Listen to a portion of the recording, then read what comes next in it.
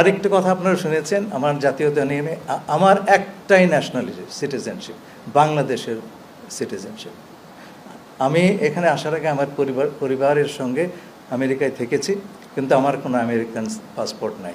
বাংলাদেশ ছাড়া অন্য কোনো দেশের জাতীয়তা আমার নাই। এখন আমাকে যদি বলা হয় যে আপনি জাস্ট বিকজ কেবলমাত্র আমি আমেরিকায় থেকেছি বলে যদি আমাকে বলা হয় আপনি বিদেশি নাগরিক, তাহলে তো কালকে তারেক রহমান সাহেবকে সেই কথা বলতে হয়। এটা তো আমি আবেদন করবো আপনার বুঝে শুনে কথা বলবেন। আমাকে যদি আপনার ঢিল করেন, সেই ঢিল কিন্তু অন্যর ওপর গিয়ে পড়তে পারে। আমি যেটা নই আমাকে সেটা বানাবেন না প্লিজ।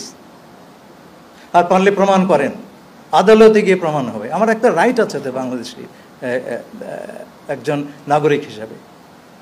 আপনারা যদি সেই রাইটটা রেসপেক্ট না করেন, আমি আপনাদের বলছি না, যে কথাগুলি উঠেছে সেটা খুব দুঃখজনক হবে। সেই কথাটি তাহলে যে কোনো লোকের উপর প্রযোজ্য হবে। প্লিজ